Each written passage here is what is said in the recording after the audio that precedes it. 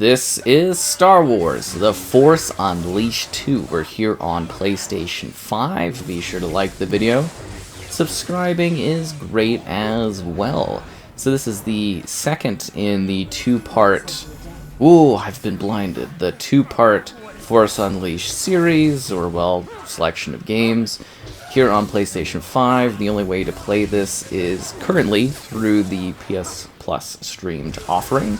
So for context, what am I getting here? 130 megabits download, 30 megabits upload, just in terms of the picture quality, in terms of how good the, I guess you would say, network is in regards to what you're being shown here. And you know what, overall, they've actually done some really good improvements on the streaming over the years. The quality is a lot better, but at the same time, we're still kind of, you know, stuck with the experience that was present at the current point in time, you know, with this being a PS3 game that is being streamed to the PlayStation 5. I will not do your bidding, Lord Vader. I love this woman. So that means we're getting... Oh, no! 720p... 30-ish FPS. There was some performance demand on these ones. The accelerated cloning process is He's just a clone. So following the events of the first game, Vader keeps trying to bring Starkiller back, because Starkiller was such a powerful entity of the Force. So Darth Vader keeps trying to make this happen, and going through multiple clones in order to get that process, and then eventually one of the clones is like, we ain't doing that, we ain't dealing with this, and then Vader's like, oh come on, what an inconvenience this is. So that's the part you're taking in, is you're trying to rediscover who you are as a character, and, you know, kind of get glimpses into the past and into the first game, and it's not quite as strong an entity as the original entry was, in terms of, you know, kind of Star Wars stuff, but it was kind of a fun adventure with some pretty crazy set pieces and just kind of unleashing the Force. Again, it's called The Force Unleashed, and you literally are, you know, you're like, the first game for sure, you're like, you're Vader's apprentice, you're somebody that's powerful, you can do some really genuinely crazy things with the Force that other people literally have not even close to a metric of understanding. And then things go wild, stuff happens, and eventually, you know, you come in here and you become, well, you're a clone now, right? So that's kind of the big thing, and then you're dealing with all these different, like, stormtroopers and trying to, well, basically survive and figure out what exactly has happened, where you fit into the universe. And, yeah, that's kind of the gist of this one. These games are really cool, though, because they kind of let you fully unleash the power of the Force to such a ridiculous degree. Like, you literally are able to, like... You're trying to give examples of just how crazy... Like, in the first game, you literally, like, take down, like, a Star Destroyer. You're just, like, using... Yeah, it's pretty ludicrous, like, honestly. The power creep for this character compared to, like, so many other characters in the galaxy was a little insane, for sure. But it also makes for, like, a pretty fun video game because you are such a strong character. You are such a powerful character. And it's just kind of, like, awesome to be this strong individual that literally can just, like, absolutely decimate enemies using the Force. And yeah, it's kind of cool. Like, I would say if this one doesn't fully hit the mark for you, wow, I can't believe I'm dead. I guess I really wasn't that strong of a Force user after all. I guess I was a lot weaker than I thought. Yeah, I guess I was a weak nobody. What can you say? No, but, like, it was neat, right? Like, you literally got to just kind of use abilities and stuff that you wouldn't have been able to. Oh, you've got to be kidding. You wouldn't have been able to in previous Star Wars things, because you're usually like a good guy in Star Wars, typically, right? You know, like a Battlefront, you're like the 501st, and you know, you go in and things happen. But you typically always play as good guys in Star Wars. You always end up doing so. So it was very interesting that this one, these two games, this series of games, aimed to be something a little bit different and exciting, because you just got to go balls to the wall crazy for your, I guess you would say, abilities. Like, it was just kind of wild, and that makes for such a fun gameplay design, because you just get to be like a maniac out there, absolutely destroying like stormtroopers and like annihilating, you know, foes in unique ways. And that was kind of awesome. Like, it just makes for these really fun games, and kind of genuinely a little shocked that we haven't really seen proper like remastered stuff. I know we've gotten some kind of like ports occasionally of this one, but or, well, not this one, sorry, of the Force Unleashed, but yeah, it is kind of weird that there hasn't been like a proper upgraded, I guess you would say, like combo package of these two with resolution and frame rate increases, because I think that would be pretty easy to do, right? Like, and a lot of fun. Just throw them away. Because, yeah, I think these games are like pretty cool kind of games. Like, they're just really genuinely interesting titles. Like, there's just something wild about them.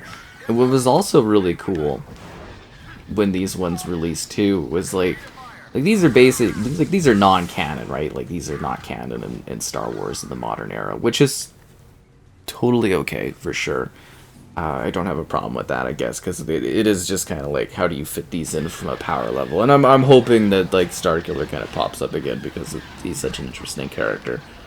From a lore perspective. But yeah, I am kind of like totally okay with that aspect of it, and they're just kind of fun like games, especially from if you play the DLC. Like I was trying to get to, they're a great like what if kind of thing, if that makes sense. Like the DLC 2, where you basically like you change historic moments in other the Star Wars films, because like basically you were Vader's apprentice, right? And you're Vader's apprentice during certain moments behind the scenes of like the original trilogy kind of era. And that in itself was just really, really cool. Now you're also noticing a lot of like screen tearing and stuff like that. So that is kind of just part of the game. Like it is literally, it's an emulator. Well, it's streaming a PS3, so it's not necessarily emulating, but it is like it's the original hardware and stuff. So like the game is gonna run like how it did back in the day. And as I kind of mentioned, these ones definitely had some performance issues, and I mean the PS3 in general was a troublesome console in terms of like performance levels. Let's be real here, right? Which is okay, because you know it's a historical thing, and yeah, it's like the visuals aren't going to be like super sharp, and that also is a combination of super low resolution plus the fact that it's being streamed, but still not a terribly bad looking game. I mean, the frame rate isn't also ideal, but it's just how it was back in the day, and you know, it kind of still worked, and people played it back then, and you know, kind of dealt with it. So that's sort of the thing there. But yeah, it's pretty fun. Like, this one's kind of neat. As you're seeing, we basically just broke out of Lord Vader's grasp, and now we're just escaping like this cloning facility, and absolutely breaking hearts is what we're doing. We are breaking hearts. We are causing emotional trauma. We are being a menace to society. You know, like when they're like, Spider-Man, he's a menace. It's like, yeah, that's literally us, though. We are a genuine menace. Using the Force here, although I'm surprised the stormtroopers are actually doing so much damage towards me. I'm just not doing a very effective job of things. The Force is strong with this one. No, but seriously, like it is kind of like a little ridiculous how powerful this individual's grasp of the Force was. Like, it makes sense of, like, the story of what they're trying to tell in that. But from, like, an overall lore perspective, it is kind of wild that this sort of, like, basically he was a kid, if you think about it, and you think about, like, the first game and stuff. Like, I guess he would still basically be, right? Just in terms of, like, the story perspective. If you've not played the first one, seriously give that one a whirl, probably before playing this one. Because, like, there's an opening level with, like, Kashyyyk and stuff, which is kind of amazing, and, yeah, just, like, the origins of this character is really neat, because he's relatively young, from what I understand. Even at this point, like, you start the game very, very youthful, and then, yeah, you kind of, like, evolve. Okay, press the power button to open up the menu. Okay, that one. Okay, it's weird. Like, you've got to you basically, like, you use the touchpad to do the start button and the back button, or like touchpad. So it's like right on the, you know, the touchpad is like sort of your start button, and then the other side is like, I guess, your touchpad. Like, it's sort of a little weird. The Jedi mind trick. You still can. Well, that was kind of mean. Juba. It's gonna jump down here. This really screen tears like crazy, though.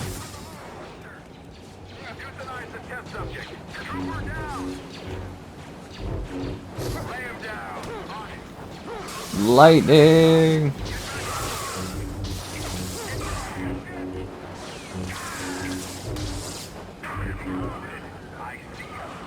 It's a little harder to kill these guys, considering I can't just eat them off the cliff.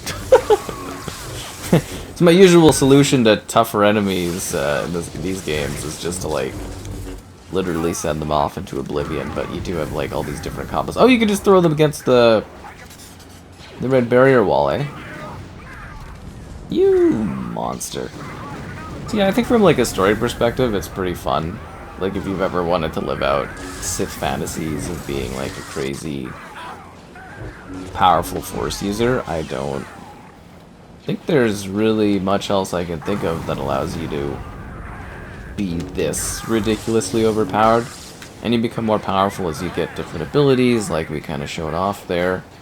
Yeah, it all kind of works out to a really, really well-designed time. I love that you can just throw them into the wall like that. That's just ridiculous, actually. Like, what's he gonna do when he gets thrown into these walls? I just wish the performance was better.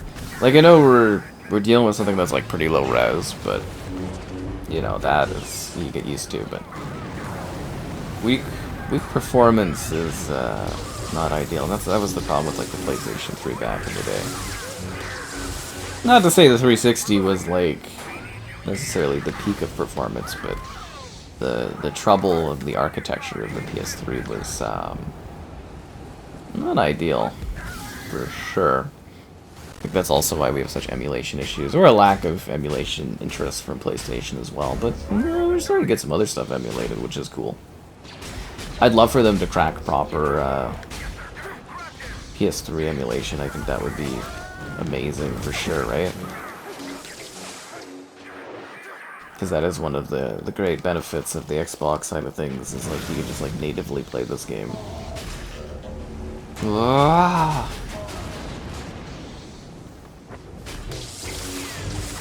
You underestimate my power. These guys are such a pain. Is he gonna die? Oh yeah, and you gotta do these like crazy combo things and like quick time events. There are some crazy quick time events too, specifically when you fight larger foes. It gets pretty wild, but like, yeah, gameplay wise, it's basically just the story, right? Like, you go in, you do story mode, and then I guess you could like replay it on harder difficulties, and then there was the DLC stuff that you could have enjoyed. It's pretty straightforward. This is an emergency. I mean, yeah, I would say this guy breaking out of jail and, I wouldn't, not necessarily a jail. Breaking out of the confinements that Vader set for him would probably be a bit of an issue. Does that actually do anything when I break that, or is it just, like, a little environmental thing I can mess with?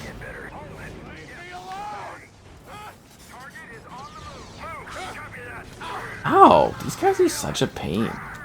It's like they got the... This is, what, basically the Magna Guard sort of, like, blocker things, right? You underestimate my power.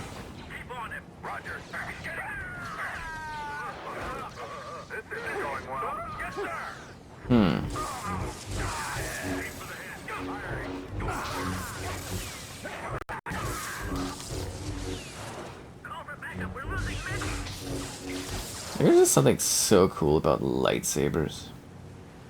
I don't know if other people feel that, but like, probably, yeah, there's a lot of people that feel that. There's just something so cool about using lightsabers, even if the Force isn't involved. I mean, the Force plus lightsabers is pretty awesome, but yeah, it's still just neat having like the way the lights work and everything like that. Oh, you've got to be kidding me. You've got to be kidding me with that death. Oh. Oh, come on. Do I have to redo that whole... Oh, that's one thing I forgot too. The checkpoints in this one are a little crazy. I had to redo this whole segment just because of that one part. He's in the plaza. All hands. This is an emergency. That's crazy.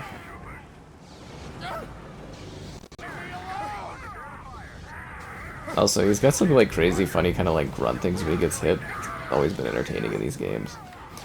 I'm like, do I need to break? Do I even care about breaking all these? Maybe there's like a trophy involved or something. And again, I don't really care about the trophies, to be honest. All I care about is unleashing the full power of the dark side. It's, like, I guess he's using his anger and stuff right now, right? He's confused and frustrated and... Yeah, I guess he would be using the dark side. Because it's like, your alignment doesn't necessarily mean you wouldn't use the dark side.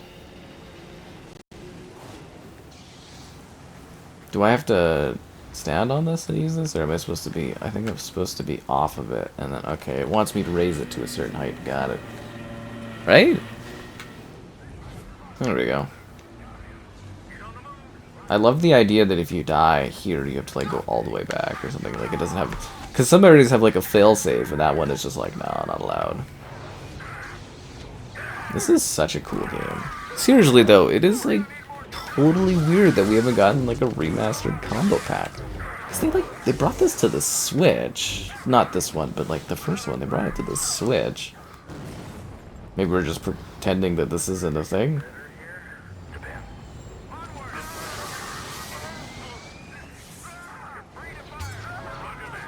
I don't know, it's kind of weird though, because it's like, I know this one wasn't as well received. Was it like the last LucasArts kind of like project or something like that? I'm trying to think if it was. But it was still kind of a fun experience.